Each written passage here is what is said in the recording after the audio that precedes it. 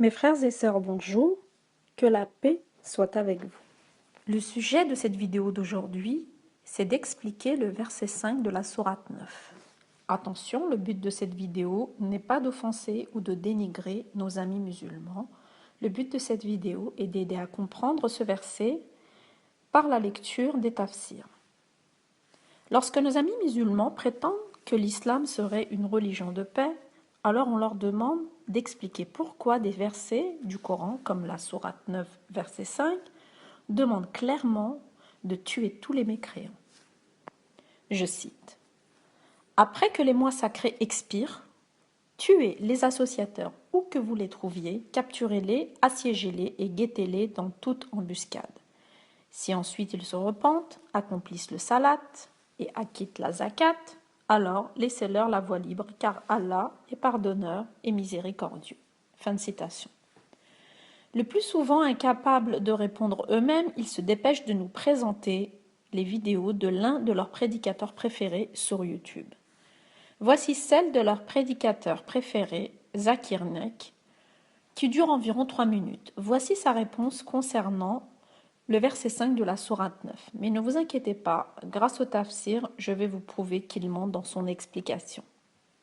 By the media to malign Islam is they quote many verses of the Quran out of context.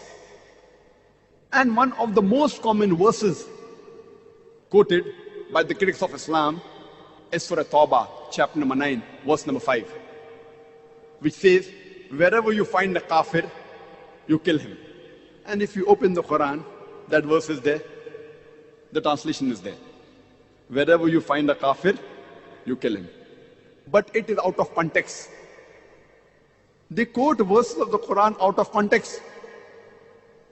They quote hadiths out of context. The context is when we start a few verses before, it's mentioned that there was a peace treaty between the Muslims and the mushriks of Makkah. And this peace treaty was unilaterally broken by the mushriks of Makkah.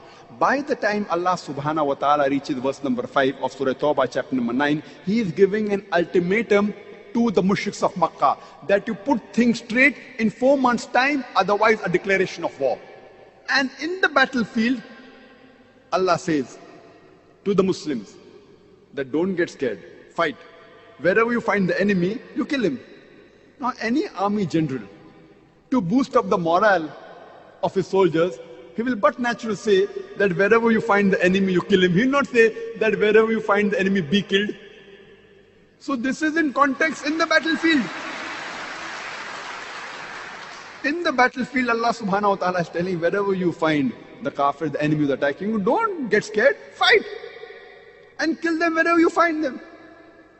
Imagine today, if there's a war going on between America and Vietnam, and the American president says, in the battlefield, he is boosting the morale of the American soldiers, or the Army General of America says that wherever you find a Vietnamese, you kill him. It's in context. But if I quote out of context and say today the American president is saying that wherever you find a Vietnamese, kill him, I will make him sound like a butcher. It is out of context. Either they put a full stop or they jump to the next verse. And Arun Shuri, who's one of the staunchest critics of India where I come from, he writes in his book, The World of Fatwas. After quoting verse number 5 of Surah Tawbah, he jumps on to verse number 7. You know why? Because verse number 6 has the reply to his problem. Verse number 6 of Surah Tawbah says that if the kafir, if the enemy seek asylum, don't just let them go. It says escort him to a place of security so that he may hear the word of Allah. The most merciful army general today in the battlefield will say, if the enemy wants to go, just let him go. But the Quran doesn't say. Quran says, if the enemy wants peace, don't just let him go, escort him to a place of security.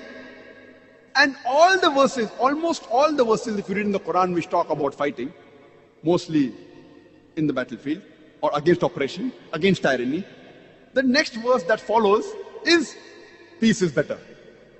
Always. Because Islam is the religion of peace. Because Islam is the religion of peace. La guerre du Vietnam, n'importe quoi. Déjà, Zakir Naik, pourquoi tu nous parles de la guerre du Vietnam? Cette guerre avait-elle un rapport contextuel avec la religion ou Dieu? Non, aucun rapport.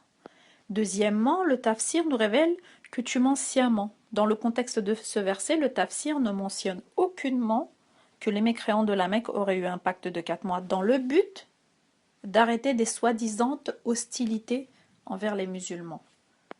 En réalité, cela mentionne que les païens avaient ordre d'accepter l'islam, mais qu'un pacte de 4 mois leur avait été accordé pour réfléchir à leur sort. Au terme de celui-ci, ils étaient tués s'ils n'embrassaient pas l'islam. Oui, 4 mois pour réfléchir si tu meurs ou si tu embrasses l'islam. C'est révélé dans le tafsir que je vais vous lire d'ailleurs. Troisièmement, depuis quand les versets du Coran doivent-ils rester dans un contexte? Tiens.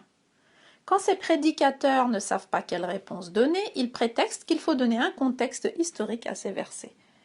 Nos amis musulmans répètent exactement ce que leur enseignent ces menteurs de prédicateurs comme Zakir Nek et Ahmed Didat. Le problème, c'est que par la même occasion, ils répètent inlassablement que le Coran incréé serait la parole d'Allah et relativiser l'absolu, même avec le contexte, est par définition impossible. À propos des sources de l'islam, Abu Ahmad Sulayman al-Haïti, explication du principe de Al-Wala ou Al-Bara, mentionne ceci, je cite.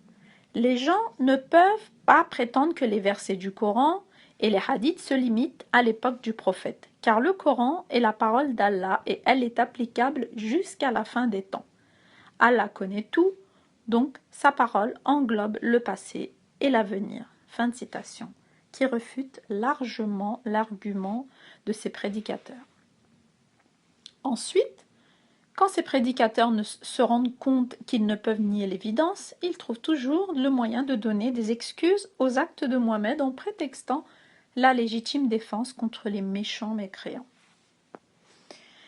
En fait, quand on lit les tafsirs du célèbre exégète Ibn Kathir ou d'autres, et la biographie de Mohammed que j'ai citée dans une autre de mes vidéos, on se rend compte qu'il n'y a pas vraiment de légitime défense dans ce verset qui demande de tuer les mécréants et les autres équivalents.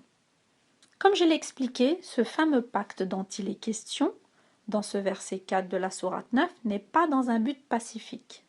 Je cite, « À l'exception des associateurs avec lesquels vous avez conclu un pacte, puis ils ne vous ont manqué en rien, ils n'ont soutenu personne à lutter contre vous, respectez pleinement le pacte conclu avec eux jusqu'au terme convenu.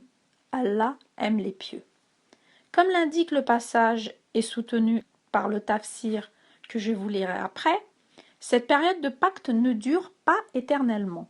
Elle ne dure que 4 mois, comme indiqué dans le texte du verset 2, et après le délai de 4 mois expiré, Mohammed et ses hommes devaient tuer les mécréants s'ils n'embrassaient pas l'islam, comme indiqué dans la sourate 5.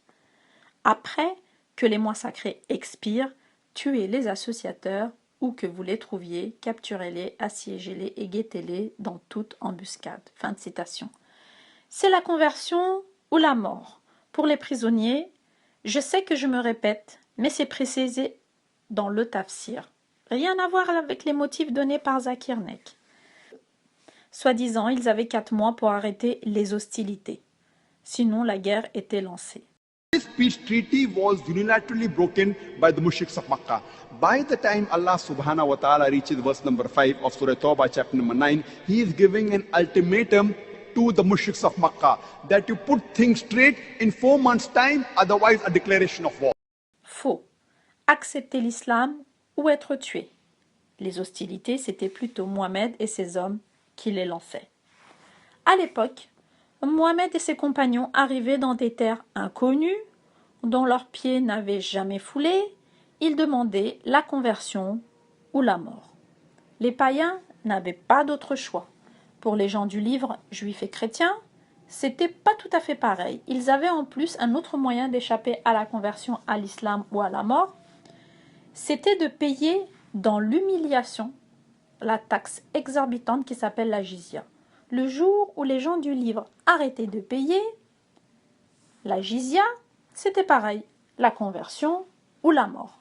C'est sûr qu'à un moment donné, des gens finissaient par se rebeller contre tant d'injustices. Et c'est là qu'intervient des prétextes de légitime défense. C'est un comble. En étudiant le Coran, et particulièrement les tafsirs qui détaillent bien dans quel contexte a été propagé l'islam, on voit que Mohammed a mené une guerre perpétuelle contre les non-musulmans afin de les soumettre, de gré ou de force, à la doctrine de l'islam. Et tous les moyens étaient bons pour faire entrer les gens en masse dans la religion d'Allah.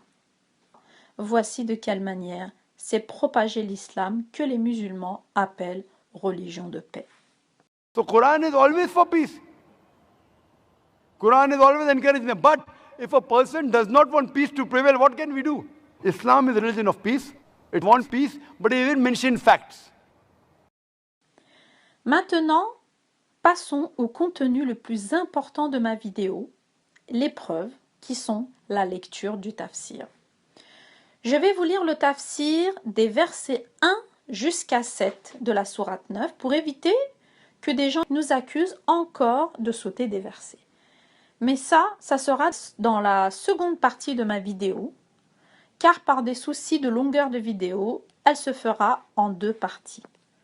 En islam, il est plus que capital de connaître le contenu des tafsirs pour connaître la véritable interprétation des versets coraniques.